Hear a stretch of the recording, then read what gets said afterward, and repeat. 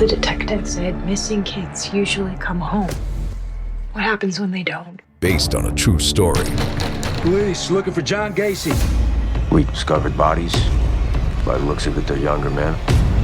The things he did to those kids. He's sick. The system failed these families. Devil in Disguise, John Wayne Gacy. Streaming now, only on Peacock. Do you know how many there are? Up to you to find out. We all love a legendary comeback, and Degree Original Cool Rush is back and better than ever. Cool Rush isn't just a scent, it's a movement, a fan favorite that delivers bold, fresh vibes and all-day sweat protection. Whether you have a man that spends hours in the gym, heads into the office early, or is just trying to stay fresh on a long day, Cool Rush has their back. Head to your local Walmart or Target and grab Degree Cool Rush, the fan favorite scent from the world's #1 antiperspirant brand. Private First Class Vanessa Guillén was last seen on Wednesday. This is a soldier on a military base on American soil who seemingly vanishes and no one knows where she's at. How can she go missing on a military base? She told her family that she was being sexually harassed and wasn't reporting it out of fear of retribution and retaliation. Something told me this was bigger than what it seemed. A young woman, Vanessa Guillén, goes missing while on duty at one of the largest military bases in the country. Her family demands action. My sister's a human being, and I want justice, and I want answers. An entire community rallies around them. Where is Vanessa? What investigators uncover is horrifying. Authorities found skeletal remains in a field in Killeen Friday morning. Everybody was fearful that it was Vanessa. They said, we found human remains. We believe they're too old to be your sisters. Vanessa's story reaches all the way to the White House. We're going to get to the bottom of it. Vanessa Guillén has become a catalyst highlighting sexual harassment and sexual assault within the military. Mr. Secretary, what in the world is going on at Fort Hood? I'm ABC News correspondent John Quiñones. How one missing soldier, a beloved sister and daughter, ignites a movement and sparks a reckoning in the military. I am Vanessa Guillén. Yo soy Vanessa Guillén. I am Vanessa Guillén. Listen to Vanished. What Happened to Vanessa? A new series from ABC Audio and 2020. Coming September 16th.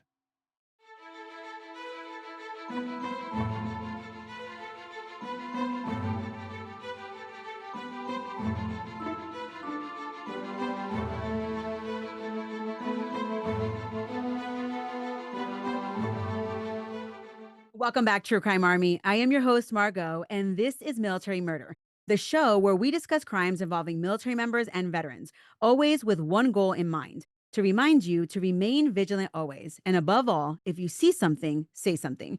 Today, we're talking about the case that put military crime in the national spotlight, the tragic story of Army Specialist Vanessa Guillén. And I'm honored to be joined by one of America's most respected journalists, John Quiñones. For over 40 years, John has reported for ABC News on 2020, Nightline, and World News Tonight. He's also the creator and host of the hit show, What Would You Do?, where real people are tested in moments of moral challenge. From first in his family to graduate from college to Emmy Award-winning journalist, he's bringing the same passion for truth and justice to a powerful new podcast on Vanessa Guillén's life and legacy. The podcast is called Vanished: What Happened to Vanessa? John, welcome to Military Murder. How are you? Good, Margot. Thank you for having me. I'm honored to have you. And by the way, later I'm going to pinch myself just to make sure that this was real. I had to make sure that I pressed record because, you know, sometimes you just have this amazing opportunity and you're like, I didn't even record anything. Thank you. Thank you. It's an honor to be with you. And thank you for your service. Thank you. Thank you. So I know that you have basically been involved in Vanessa's case and telling the story to America and to the world, basically. So I want you to tell us about Vanished: What Happened to Vanessa? What inspired you to focus on her story now? Now, I do know that you've done the story before, but why now? You know, it's a story that was very special to me. First of all, we did two 2020 documentaries on it when it first happened. And then so much has happened since then. So there's information that we'll be able to tell in these 6 podcasts that the public had really not heard before. And it's a story that's really and continues to be really special to me and very close to my heart because the tragedy happened just a couple of hours from the town in which I was born and raised in San Antonio. It happened on a military base at Fort Hood on the morning of April 22nd, 2020. 20-year-old Mexican American soldier, just like my family, Mexican American. This soldier, Private First Class Vanessa Guillén, simply disappears while working in that arms room. And she disappears, on base within the confines of the gates of Fort Hood. Baffling. Uh, that morning at around 9 a.m. on April 22nd, Vanessa texted her boyfriend, who later was by then her fiance. His name is Juan Cruz. And she texted him back in their hometown of Houston, where she was born. And all she sent was a very short message saying, I have to work in a few minutes. And that was the last text that Vanessa ever sent to the family. She then was missing for weeks upon weeks, her family pleading, demanding answers from military officials, asking how could this happen within the confines of a military base in America. The Guillen family then was getting no answers, they felt. You know, the authorities were doing what they could, but the family felt like they weren't doing enough. And they started organizing their own protests and their own marches with 3 of the women who were closest to Vanessa leading the charge. And it was her mother, of course, Gloria Guillen, and her older sister, Myra, and her little sister, Lupe.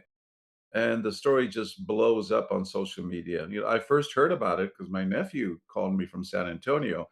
I was in Dallas, and he said, "Have you heard about this? Have you seen what the actress Salma Hayek is posting?" And on Instagram, she had posted a picture of Vanessa with the simple message, "Bring us back, Vanessa." And Salma kept posting, saying, "I'm going to keep posting different pictures of Vanessa until she's found." So then, I started doing some research, and we wound up doing 2 2020 documentaries on it. And in my interviews with the family, they told me that shortly after she had been assigned to Fort Hood after serving time in South Carolina, they saw a real change in Vanessa. She seemed worried and she seemed depressed and she wasn't eating right, was losing weight. And then she confides in her mother, Gloria, that she was being sexually harassed by a sergeant at the base. The search continues then for more than 2 months. As you may recall, they didn't have any answers for 2 months. And finally, more than 2 months later, heartbreakingly, her remains are discovered. And after she was last seen, and her body was dismembered and burned and then buried in 3 makeshift grave sites about 30 miles from Fort Hood. But it Mhm. took so long to find her. Definitely, and I remember, so I had just started my podcast about 6 months before Vanessa disappeared, and I Mhm. remember telling myself, "I'm gonna start the podcast, and I'm not really gonna cover current cases, just gonna be more of like a warning, be careful." But man, when Vanessa's case hit the news, I don't know if you went I'm sure you went back, and it's part of actually, the podcast now. I remember watching Vanessa's mom just pleading in Spanish, and they didn't even have a translator. Like, there was just a local newscast. Do you recall that? I mean, Yeah, yeah. Vanessa's case is so clear to me, but there was just a local newscast there. I don't even think they spoke Spanish, and they just put the mic in her face, and she's talking to them in Spanish. And I remember as a Latina thinking, "Why is no one translating what this woman is saying? Like, Yeah. how is this even fair?" But then eventually, with just the mom's cries, what do you think sets the Guillen family apart from other families who have had a similar thing happen to them, but they were they intimidated by the military? Is that what sets the Guillen family apart? Well, they could have been intimidated, and initially they tried really hard to go the formal way, the right way to do it. Her sister, as soon as Vanessa went missing, Myra drove 3 hours from Houston to the base. Mm. Got there late at night. She calls the people at the base, and they tell her, "It's too late. We're sleeping. Call us in the morning." come back in the morning. So they get a hotel room. It was Vanessa, her sister, and Vanessa's boyfriend, Juan Cruz. So Mhm. they come back the next morning. I think what kept this family going was just their die-hard determination not to give up and to keep seeking justice and keep asking questions.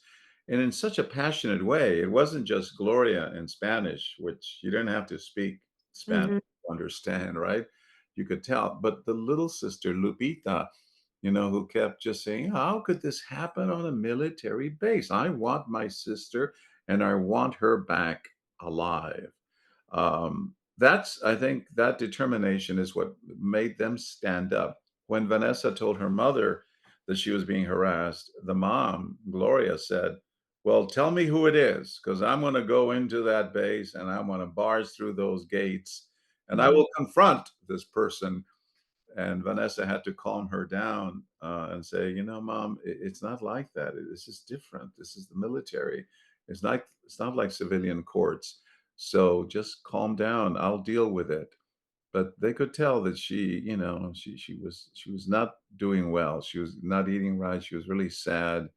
And but the family that only egged the family on as they got the more of the days, the more this went on, Mhm. more determined they became, and they started putting up murals, as you might remember, murals, beautiful murals of. It just caught fire. It went viral on social media. Millions of people from all over the world with the hashtag I am Vanessa Guillen. And it just so resonated. Other people who had gone through similar things in the military started coming out of the woodwork. The Mhm. murals were not only all over Texas, but in Wichita, Kansas, and in Washington, D.C. The message was loud, and I think it forced the military to work harder at trying to find out what exactly happened.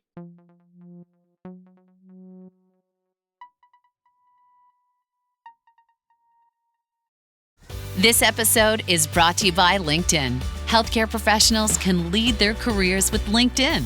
Discover jobs by specialty, preferred shifts, and even desired salary. From mental health therapists to radiology technicians, it's now faster and easier for healthcare professionals to find the right fit. Learn more at linkedin.com/healthcare. Side effects may include faster job placement, improved work-life balance, and increased career satisfaction. Introducing Meta Ray-Ban Display, the world's most advanced AI glasses. With a full color display built into the lens of the glasses, it's there when you need it and gone when you don't. Send and receive messages, translate or caption live conversations, collaborate with Meta AI, and more. Be one of the first to try Meta Ray-Ban Display. Visit meta.com/Meta Ray-Ban Display to book a demo and find your pair. So your podcast is 6 parts, right?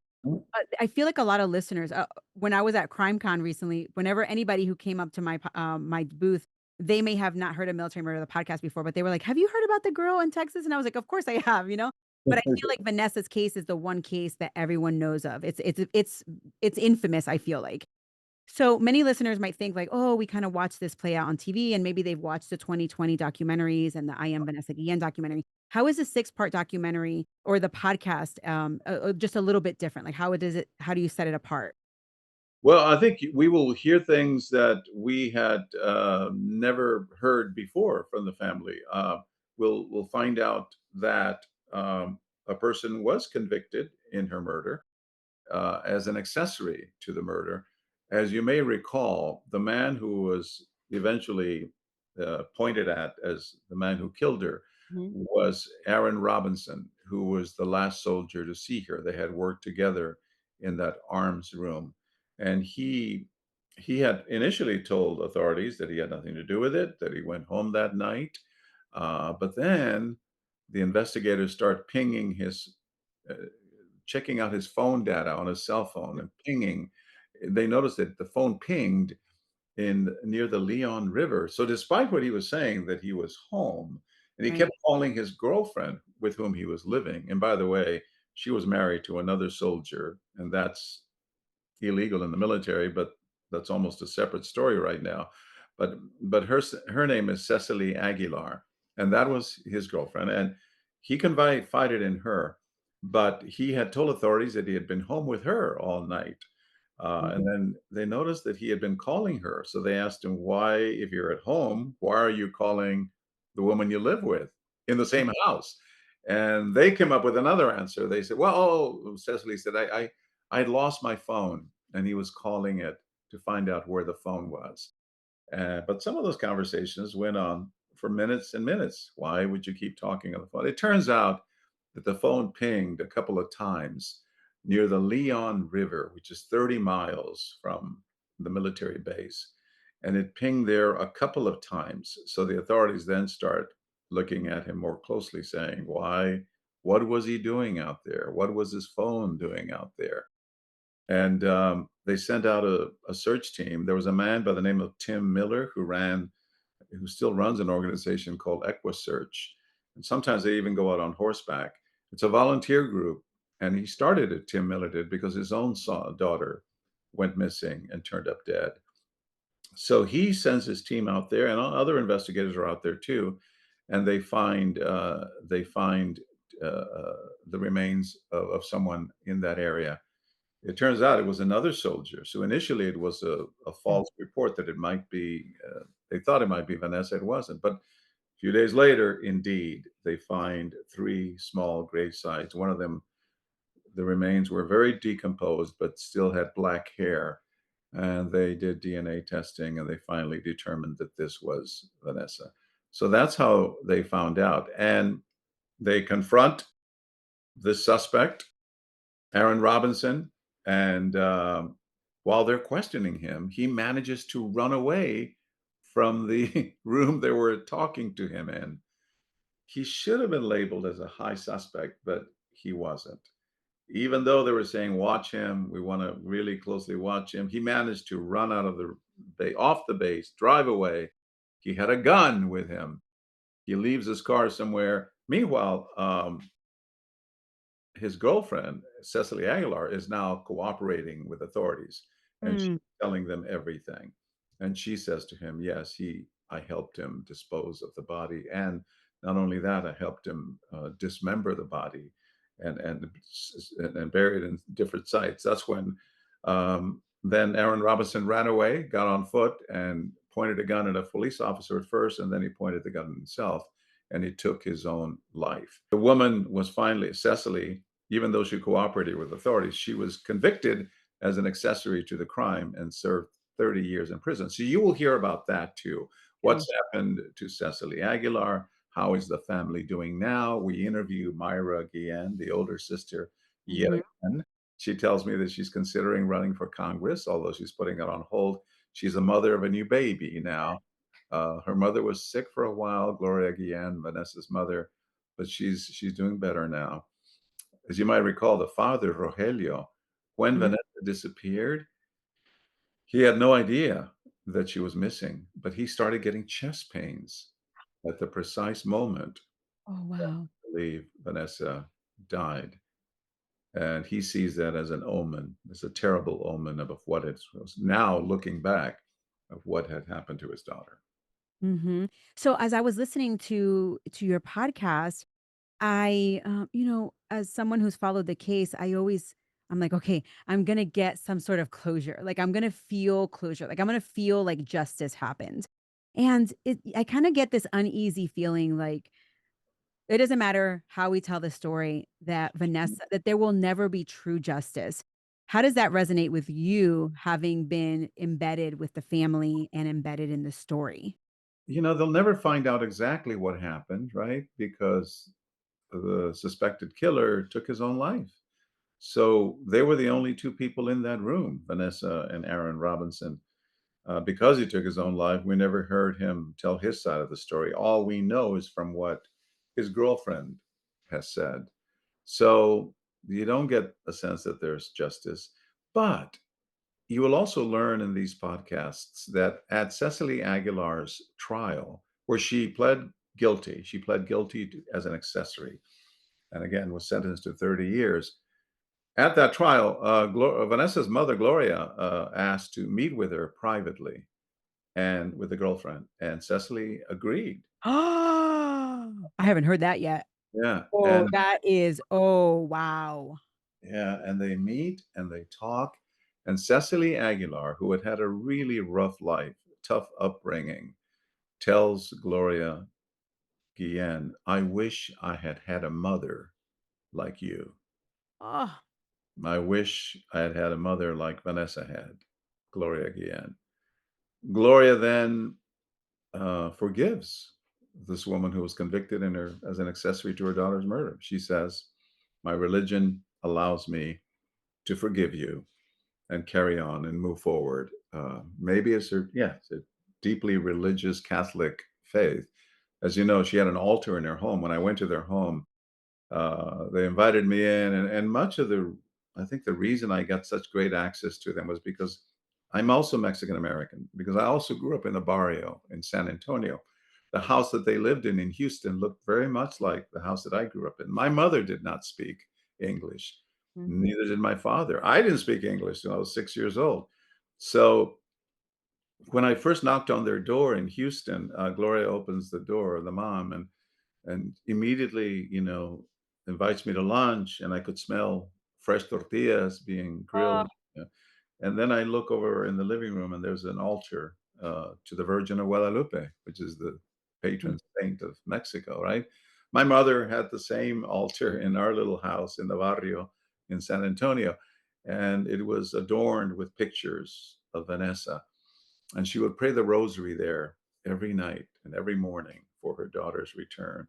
Of course, she never was returned alive. But I think that gave me access to the family, the fact that I could connect with them, that I yeah. spoke Spanish with the mom. And much of my interview with her was in Spanish. I just translated, we translated it. That's the beauty, I think, of being able to speak that other language. And not only that, understanding the culture and knowing when to step back and stop asking questions, because the media was then trying really hard to get to the family. And the media can be awfully calloused sometimes. We descend upon these stories, and people are shooting through windows and banging on doors and thrusting microphones into these poor survivors, the families Hmm. faced. I had the luxury of working for 2020, where it wasn't a story that had to be on that night. We didn't have that deadline. We Right. could take our time with it. Our stories are 2 hours long, these documentaries on 2020. So it allowed me to be able to say to them, look, if you don't want to talk to me right now, it's okay. We can talk tomorrow or the next day. Here's my cell phone. And that, I think, gave me a little bit more access to the family. And I became very close to them because they reminded me so much of my own family. I could Mhm. connect with them. And I'm glad we did it. And I'm glad we did it in the way we did. And the podcast has all that, and more. We learn how horribly Vanessa's body was abused after she was killed, to the point that her daughter, her sisters, didn't want to tell their mom, Gloria, all the details because they didn't want to hurt her. And finally, when she finally went to the gravesite, she was able to tell. She asked, "Why are there three different gravesites?" And they had to break it to her that Vanessa's body had been dismembered, and that Cecily claimed that she took part in the dismemberment and that there was necrophilia involved. It was just horrific the way it all turned out. But it's amazing to me. Again, the beauty is that this woman, this Mexican American woman who's deeply religious in Houston, Texas, decided that it was time that she forgave that the woman who was convicted in her daughter's murder as at least an accessory to it. Right. I'm gonna be watching for that episode, but Mm. it's truly well, I guess we can talk about higher beings or anything like that any day. I'm Latina as well. I'm Puerto Rican and Colombian, but what's interesting about Vanessa's case and about your connection to the case and what's drawing me in right this moment even is Yeah. that I was on active duty when Vanessa Wow. was murdered. And I remember never really thinking about being a Latina in the military. I was just in the military. You know what I mean? But when Vanessa's case made national headlines, it literally caused me to come face to face with the reality that I am a Latina in the military. And I literally remember sitting there one day and I remember crying whenever Gloria was on there, I was always crying. And I remember thinking like, if I went missing, would anyone look for me? Like, would anyone in the military look for me? You know what I mean?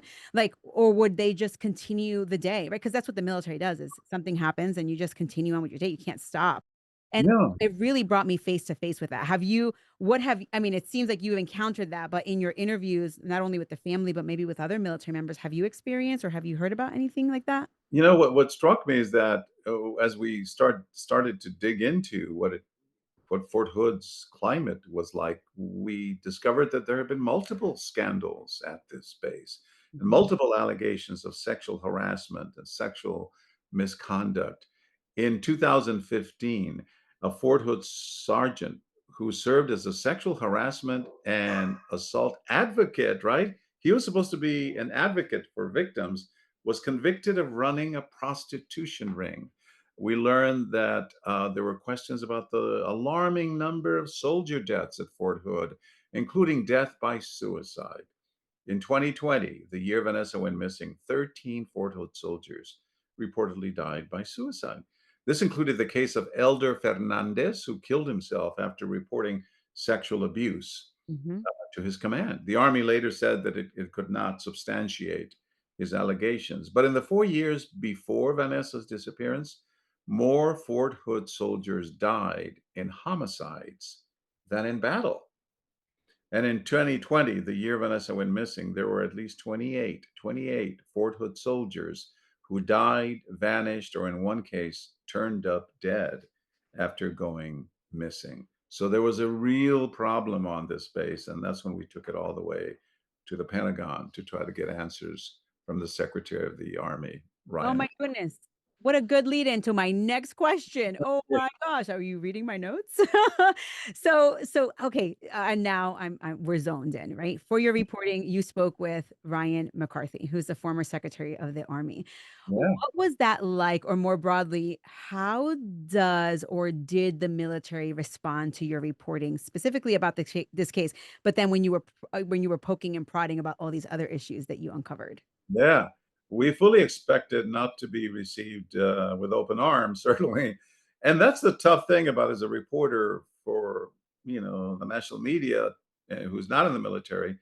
How do you get inside the base? It's Mhm. locked up, heavy security. They don't want to talk to you, then they won't.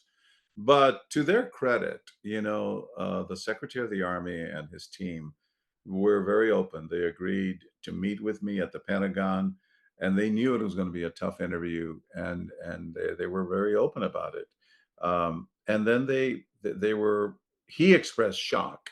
He said there are real problems. He admitted that there were real problems at Fort Hood, and he came down to the base, and there was a shakeup in the command of the base. And since the Vanessa Guillén case, the military has undergone some significant reforms, as you must know. Uh, Mhm. Most notably, this act that was passed, the I Am Vanessa Guillén Act. It was signed into law a year after she disappeared in 2021 under the Biden administration.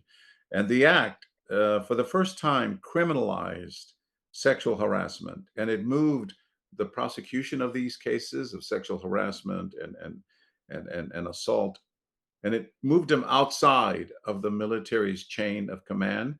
So now it requires an independent team of investigators to look at these cases, a civilian team. So it's not within the military anymore to consider these cases. And it also provided the new act, it provided protections against retaliation. As you know, so often in the military, when someone says something, they might be retaliated. You don't complain to your, higher ups because then they could take it out on you. Well, now there are protections for that. And beyond those legislative changes, the Army also implemented something called the People First Task Force. And Mhm. it addresses any kind of toxic command at any of these bases and improves or tries to improve safety and justice. And then finally, there were some new protocols that the military told me that they were instilling, and that is to prioritize and investigate the cases of missing soldiers immediately, to give it more priority and to act quickly. Because in Vanessa's case, that didn't happen. The response initially was very, very slow to her disappearance. So I think in the end, it's pretty clear that has this solved all the problems? No. No, there are still many problems out there within the military, but it's very clear that Vanessa Guillen did not perish. She did not die in vain.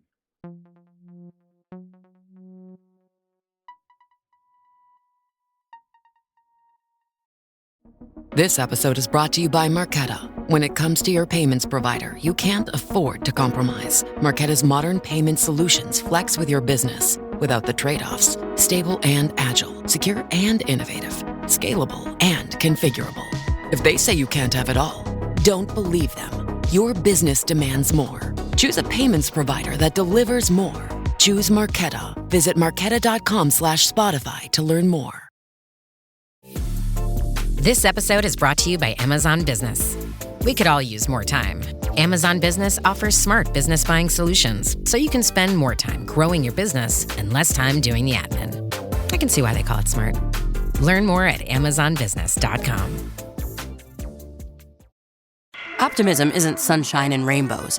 It's fixing things, changing the way we fix things. It's running the world on smarter energy. Because if optimism never stops, then change can't either. GE Vernova, the energy of change.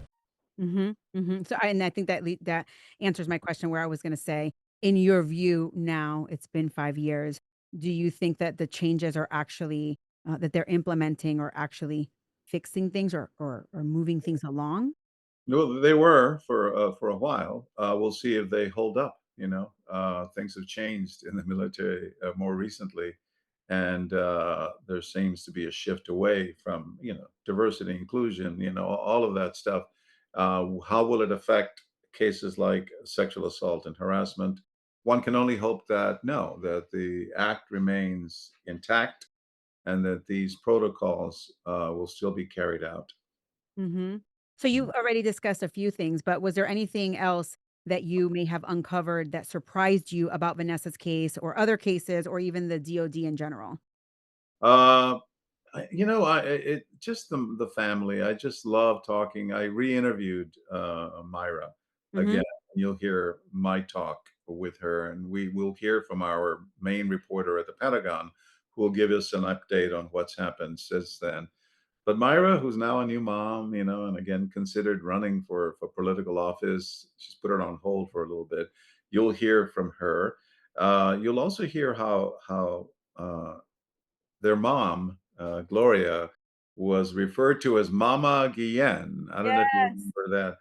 And I asked her why the media took put that title on her as a fierce protector, advocating for justice. Well, obviously, it was pretty obvious. She was so outspoken. And she said to me, you know why they call me Mama Guillen in all the newspapers and all the television interviews? Why? She said, it's because I am the mother of their daughters, because there is no mom like the one that defends your child. And she said, since I was a little girl, I was taught as a child that you are a mom when you have children, that you're a mom for your entire life. You never abandon a child, you fight for them. That's why they call me Mama Guillen. And it was very touching to me. You make me cry. Oh my I love her. I love her family. She was sick for a while. I hear her health is getting better. The youngest daughter, Lupe, who cried out with those impassioned chants, bring back my sister, bring her back alive. You hear her so repeatedly saying, how could this happen on a military base? She she was around the media so much. She did so many interviews that she was considering being a television reporter, or a media reporter, a journalist. Mhm. The last I heard that she's in college. So there are updates that I think this podcast will give you, that you'll be happy to hear. There is a, a silver lining on this whole awful tragedy. Yes. So I imagine as a journalist that there's a I guess there's like one or two cases that impact you for the rest of your life and every single case changes you. How did working on this project impact you as a journalist? Well, it reminded me that in times of of difficulty, and when we confront injustice, we have to speak up. You know that that's the true test of a person's character.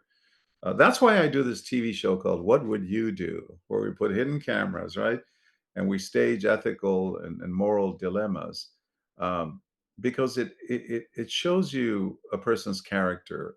People who don't know they're on hidden camera, and that's what the character of the Guillen family, shine through, Mhm. because true character is not what we do when everyone's watching. That's easy. It's what you do even when no one is watching. So that stuck with me. That just the commitment that this family has and continues to have to fight not only for their daughter but for everyone else in the military. Um, it's we have to remember that when Vanessa disappeared, it was around the time of the death of George Floyd in the summer of 2020. And both occurred during that time when protesters were calling for more accountability from American institutions like law enforcement, like the military. That allowed it, again, to gain even more fire as it spread on social media. The power of social media really impressed me too. If it had not been for that, the family's commitment to keep chanting her name, then and social media to cover it the way to expose it the way they did, then I don't think they would have been able to get as much traction on it. And that's why we're doing the story. We want to remind the world that we have to speak up, whenever we witness injustice, and not forget this beautiful young woman, Vanessa Guillen, who all she wanted to do was serve her country, who was at the top of her class in high school, who was a great athlete, and she just wanted to serve her country.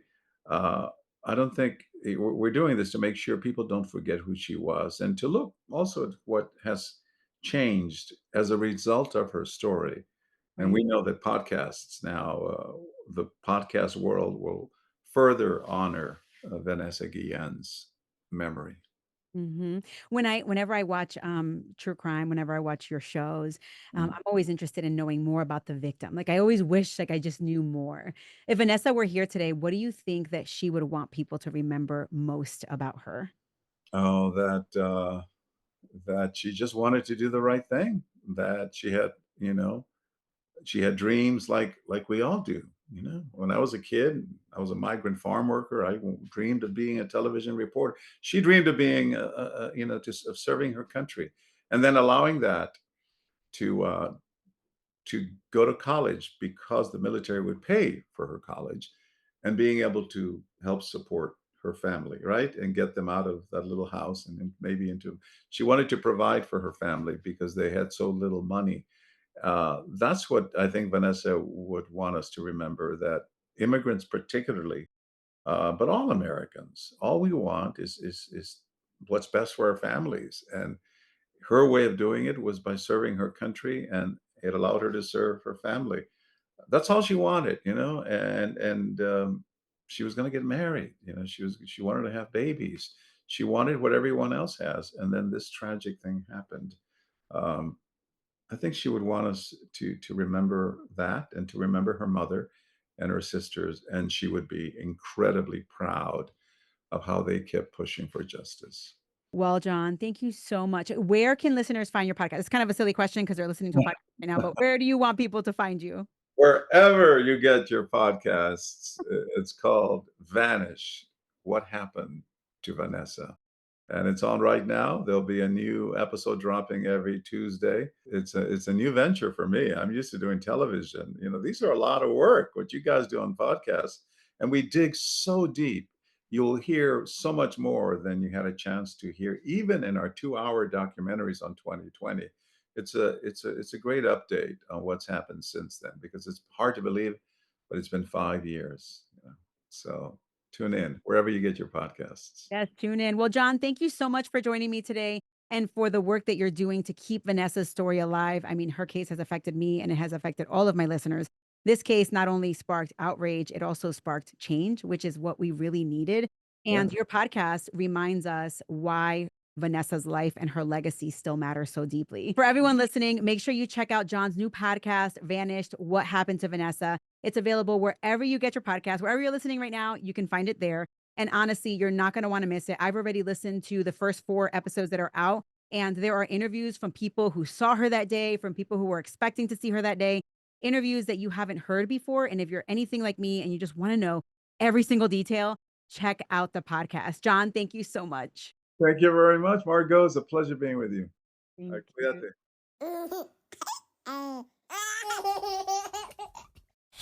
Mama's working on her podcast. I don't want to.